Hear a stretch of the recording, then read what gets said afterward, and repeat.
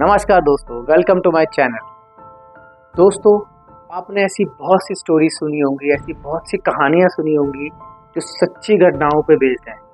But आज मैं आपका ध्यान एक ऐसी कहानी पे ले जाऊंगा जिसको सुनकर आपको डर तो लगेगा, बट आपको हैरानी होगी कि क्या कोई ऐसी एंटिटी, क्या कोई ऐसी आत्मा भी मौजूद है हमारे देश में जो अपनी अजीबोगरीब ख्वाहिशों के तहत लोगों के दिल और दिमाग पे खौफ का मंजर पैदा कर रही है। तो आइए दोस्तों, आपको ले चलते हैं स्टोरी पे। ये स्टोरी है, ये कहानी है एक बिहार के एक गया शहर की, जिसमें एक छोटा सा इलाका है इकबाल नगर।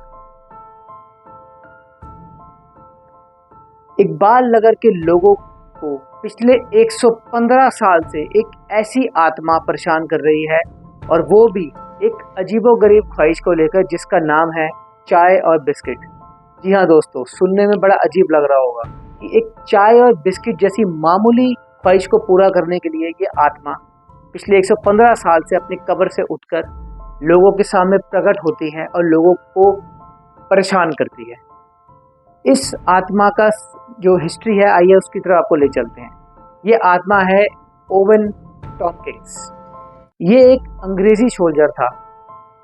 सितंबर 1906 में वहाँ एक बहुत बड़ी महामारी के चलते इसकी मृत्यु हुई थी। उस वक्त इसकी उम्र मात्र 47 साल थी, और वहाँ के लोगों ने इसको गया शहर के कब्रिस्तान में दफनाया। और सबसे बड़ी बात यह है दोस्तों, ये कब्रिस्तान में बहुत सारे कब्रें ऐसी हैं जो छोटे छोटे बच्चों की हैं।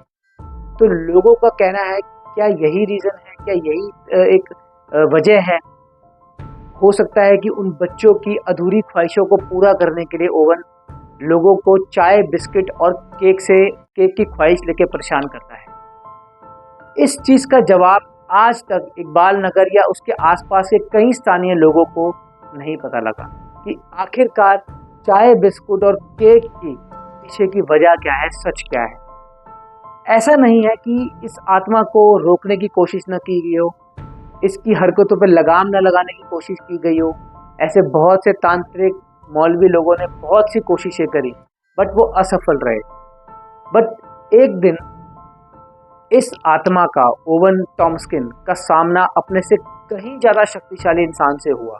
वो इंसान एक फ़कीर था जिसका नाम था पान साहब। एक दिन वो अपनी टमटम पे सवार होकर कहीं जा रहे थे।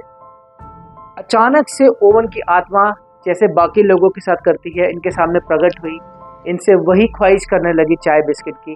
तो फकीर बाबा पहचान गए कि ये वही आत्मा है जो लोगों को परेशान करती है।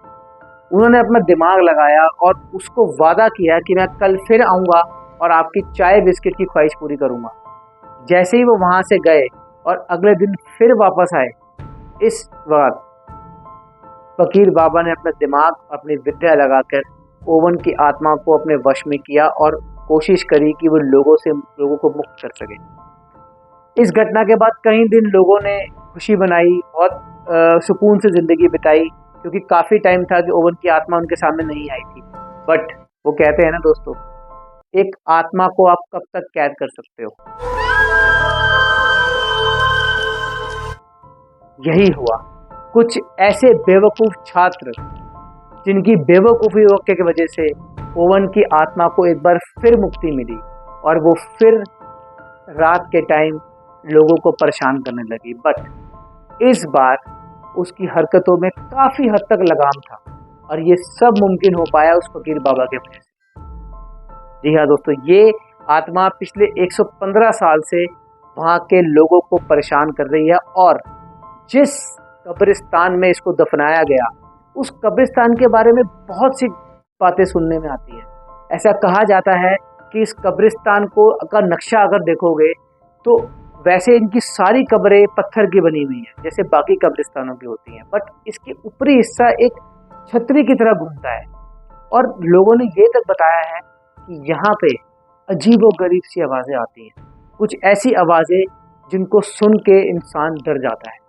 इसीलिए वहाँ के लोगों ने इस कब्रिस्तान को बैन कर दिया है, और कोई भी आदमी, कोई भी इंसान उस जगह पे जाने से पहले 1000 बार सोचता है कि कहीं उनका सामना ओवन टॉमकिन की आत्मा से न हो जाए।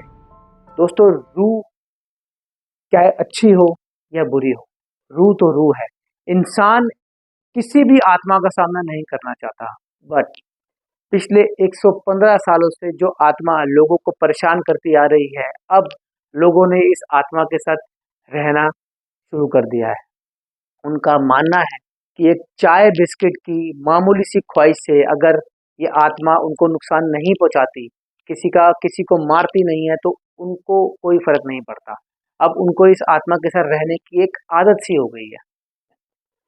तो दोस्तों, ये थी कहानी एक ऐसे अंग्रेजी अफसर की जो इतने 1 दशक से अपनी कब्र में शांत से नहीं बैठ रहा और लोगों को परेशान करता फिर रहा है। ऐसी और भी कहानी अगर आप सुनना चाहते हैं तो मेरे चैनल को ज़रूर सब्सक्राइब कीजिए, और मैं आशा करता हूँ ये कहानी आपको अच्छी लगी है। तो मेरे चैनल को सब्सक्राइब कीजिए, मेरी वीडियो को लाइक कीजिए, ताकि मुझे ऐसे ही मोटिवेशन मिलती रहे और मैं आप लोगों को ऐसी ही सच्ची घटनाओं से रूबरू कराऊं और एंटरटेन करूं। नमस्कार दोस्तों।